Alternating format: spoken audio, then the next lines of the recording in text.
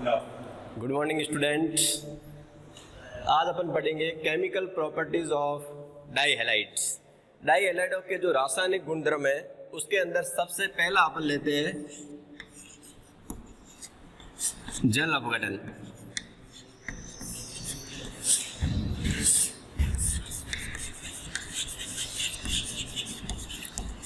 Hydrolysis. डाइहैलाइड का जब अपन जल अपघटन करेंगे तो उसके अंदर अपन जैम डाइहैलाइड और विसिनल डाइहैलाइड लेकर उसका जल अपघटन करते हैं, तब देखो क्या बनता है। तो देखिए सबसे पहले अपन लेते हैं जैम डाइहैलाइड्स या जैमिनल डाइहैलाइड। CH3CHClCl, इसको अपन बोलेंगे एथिलीडीन क्लोराइड। अब जल अपघटन है वो जलीय KOH या जलीय NaOH या AgOH के साथ कराएंगे। तो यहां पर अपन ले लेते हैं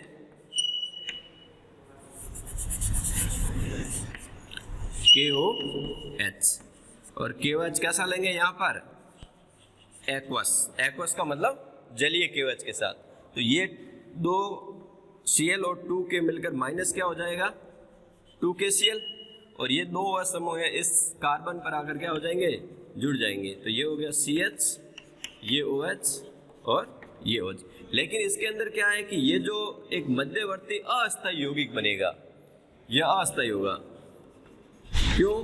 क्योंकि एक कार्बन पर दो समूह स्थायी नहीं होते हैं। तो ये क्या करेगा, यहाँ से जल का अणु का निष्कर्षण होगा, इसमें से जल का अणु त्याग देगा और जल का अणु जैसे त्यागेगा तो माइनस हो जाएगा H2O और किसका निर्माण हो जाएगा CH3CHO, एथेनेल। कहने का मतलब किसका निर्माण हो गया, एल्डिहाइड का निर्माण हो गया। तो अपने जब एथिलीडीन क्लोराइड जब जैम डाइहैलाइड लिया और उसका जल अपघटन किया तो अपन को कार्बोनिल यौगिक कौन सा प्राप्त हो गया, एल्डिहाइड प्राप्त हो गया, एसिटाल्डिहाइड या उसको अपन क्या कहते हैं एथेनेल।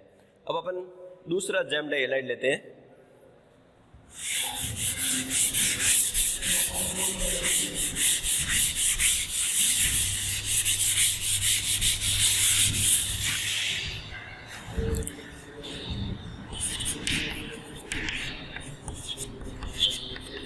आइसोप्रोपिलिडीन क्लोराइड। आइसोप्रोपिलिडीन क्लोराइड जैम डाइहैलाइड है, इसकी अभिक्रिया KOH जलीय के साथ करवाते हैं।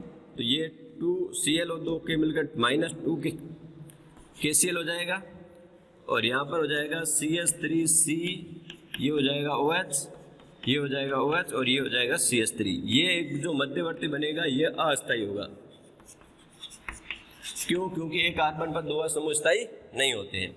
अब ये क्या करेगा, यहाँ से वाटर मॉलिक्यूल को त्याग देगा, माइनस हो जाएगा H2O और माइनस H2O होते ही जैसे पीछे बचेगा CH3C double bond O CH3, acetone सामान्य नाम, IUPAC में इसको बोलेंगे प्रोपेनॉन का निर्माण हो जाएगा। तो कहने का मतलब ये है कि जब जैम डाइहैलाइड का अपन जल अपघटन करेंगे, हाइड्रोलाइसिस करेंगे तो अपन को क्या प्राप्त होंगे, कार्बोनिल यौगिक एल्डिहाइड व कीटोन प्राप्त होते हैं। अब अपन लेते हैं विसिनल डाइहैलाइड।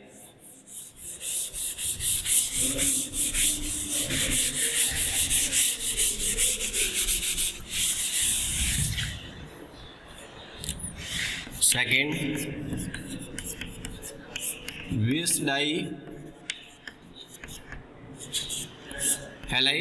या अपन इसको कहते हैं विसिनल डाइहैलाइड। अब विसिनल डाइहैलाइड के अंदर अपन ले लेते हैं एथिलीन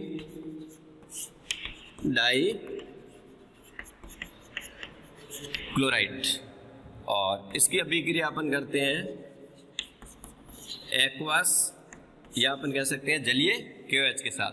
ये दो Cl और 2 K मिलकर माइनस क्या हो जाएगा 2KCl और दो OH समूह यहाँ पर आकर जुड़ जाएंगे।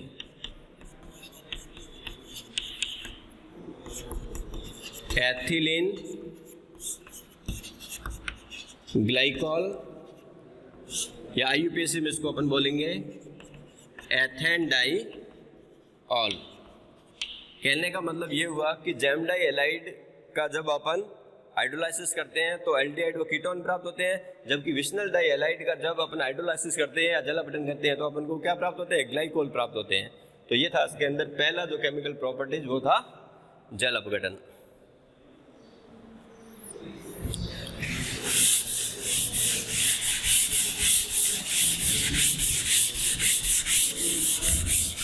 सेकेंड अपन लेते हैं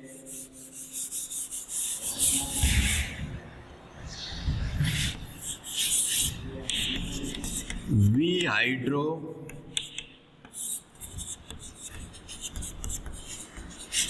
हैलोजनीकरण।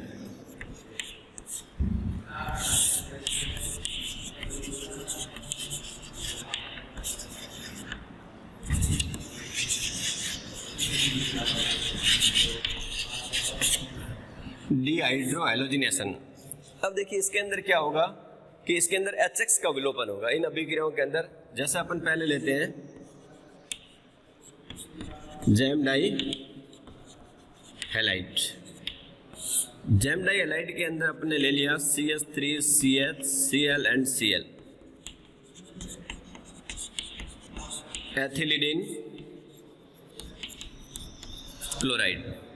इसकी अभिक्रिया अपन करेंगे KOH के साथ, और ये KOH अपन कैसा लेंगे, एल्कोलिक लेंगे, एल्कोलिक KOH, या अपन यहां पर एल्कोलिक NaOH ले सकते हैं। तब क्या होगा कि जब एल्कोलिक KOH के साथ में जब इसकी अभिक्रिया कराएंगे तो यहां पर ये जो हैलोजन परमाणु जिस कार्बन से जुड़ा हुआ है अल्फा और ये बीटा होगा, तो ये दो Cl और इसके दो H मिलकर -2HCl माइनस हो जाएगा, और इसके बीच में क्या आ जाएगा, ट्रिपल बंद आ जाएगा +2HCl। और यह अपन इस रिएक्शन को K से अभिक्रिया करा के लिखे तो ये KCl बन जाएगा और 2H और H मिलकर H2 बन जाएगा। तो यहाँ पर KOH कितने लेने पड़ेंगे अपन को, 2 लेने पड़ेंगे। तो कहने का मतलब ये है कि जैम डाई हैलाइड की अभिक्रिया अपन एल्कोलिक KOH के साथ करेंगे तो अपन को क्या प्राप्त होगा, एल्काइन प्राप्त होगी, ये होगी एथाइन। अब अपन लेते हैं विसिनल डाई हैलाइड या विस die halide.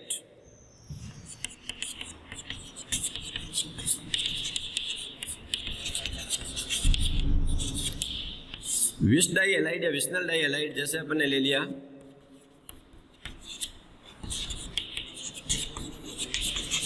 Ethylene die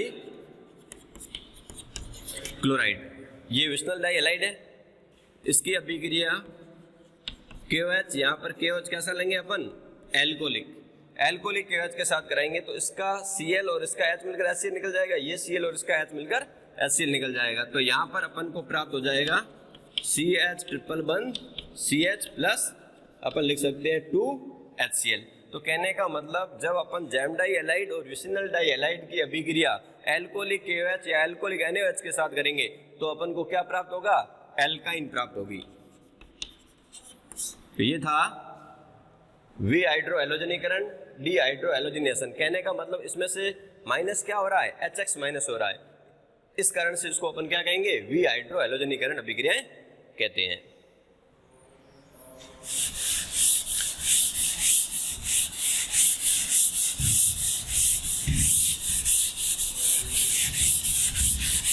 next अपन लेते हैं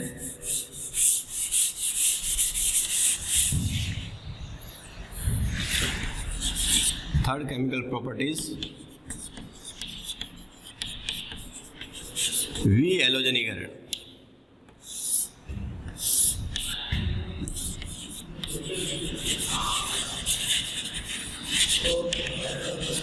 डीहैलोजिनेशन। अब देखिए इसके अंदर जब अपन जो जैम डाई हैलाइड की अभिक्रिया जब अपन जिंक के साथ करेंगे तो दुगनी कार्बन वाली एल्किन प्राप्त होगी, जबकि अपन विसिनल डाई हैलाइड की अभिक्रिया जिंक के साथ कराएंगे तो समान कार्बन वाली एल्किन प्राप्त होगी, जबकि अल्फा ओमेगा डाई हैलाइड की अभिक्रिया जब अपन जिंक के साथ करेंगे तो वहां पर अपन को समान कार्बन वाला साइक्लोएल्केन का क्या होगा, निर्माण होगा। तो अब देखिए अपन ये अभिक्रियाओं को इस प्रकार से अपन लिख सकते हैं। सबसे पहले अपन लेते हैं जैम डाई हैलाइड। अब देखिए जैम डाई हैलाइड के अंदर अपन ले लेते हैं CH3CHClCl, एथिलीडिन क्लोराइड, अभिक्रिया जिंक के साथ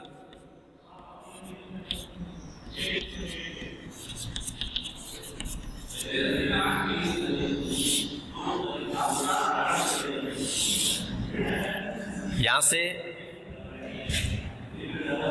Zn जो 2ZnCl2 निकल जाएगा और ये अभिक्रिया होगी मैथिल अल्कोहल की उपस्थिति में।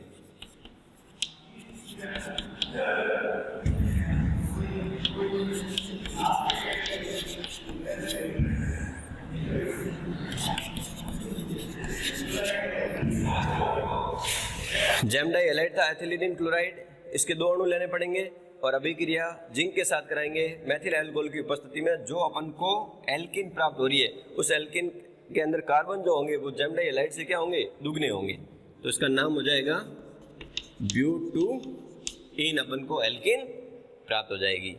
अब अपन लेते हैं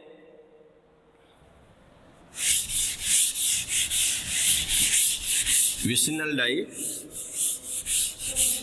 हैलाइड। सेकेंड विस डाई हैलाइड। विस डाई हैलाइड के अंदर अपने ले लिया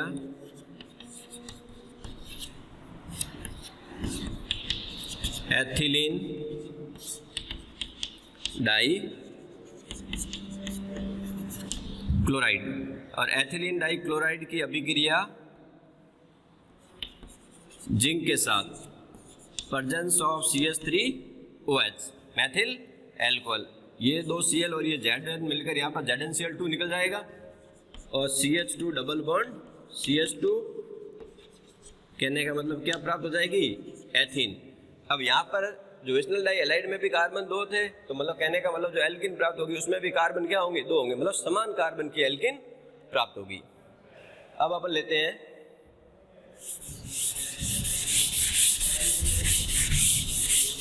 alpha omega die halide. Alpha omega die halide. अब देखिए अल्फा ओमेगा डाई हैलाइड के अंदर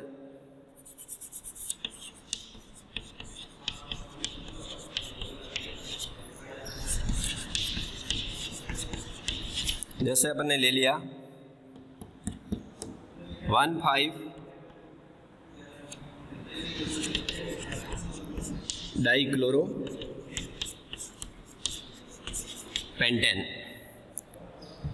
या अपन इसको बोल सकते हैं पेंटामेथिलीन डाइक्लोराइड की अभिक्रिया जिंक के साथ प्रेजेंस ऑफ मेथेनॉल या मैथिल अल्कोहल। यहाँ पर ये Cl और Zn मिलकर ZnCl2 निकल जाएगा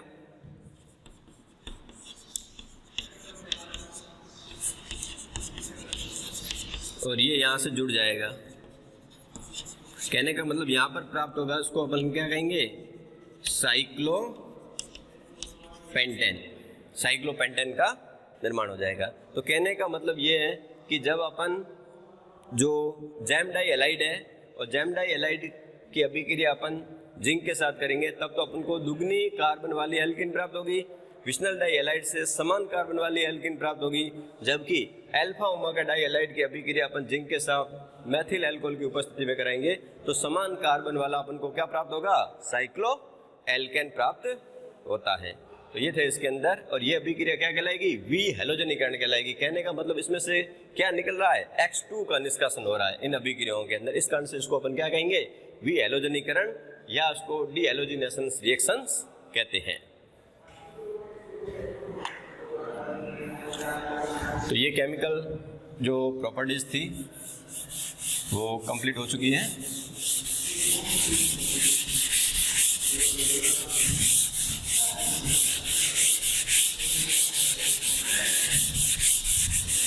अब अपन लेते हैं उपयोग। यूजेज लेते हैं मोनो हैलाइड्स और डाई हैलाइड का उपयोग जो है कहाँ कहाँ किया जाता है। तो सबसे पहले देखिए जो मैथिल क्लोराइड है और एथिल क्लोराइड है, इनका जो उपयोग है मैथिल सेल्यूलोज और एथिल सेल्यूलोज के निर्माण में किया जाता है। ये था पहला यूजेज। दूसरा यूजेज जो एथिल क्लोराइड है, इस एथिल क्लोराइड का उपयोग टेट्रा एथिल लेड TEL कहते हैं, जिसको शॉर्ट में रिएक्शन अपन पहले पढ़ चुके हैं, टेट्रा एथिल लेड के निर्माण में इसका उपयोग किया जाता है। और इसके अलावा जो मैथिल क्लोराइड और जो एथिल क्लोराइड है, इसका उपयोग जो निश्चेतक के रूप में और प्रशीतक के रूप में भी किया जाता है। और इसके अलावा जो मोनोहैलो व्युत्पन्न है या इसका उपयोग जो है कार्बनिक यौगिकों के संश्लेषण में भी किया जाता है। और डाई हैलो व्युत्पन्न जो है, इनका जो उपयोग है वो रबड़ निर्माण में विलायक के रूप में भी किया जाता है। और इसके अलावा एक है CH2Cl2, जिसको अपन बोलते हैं मैथिलीन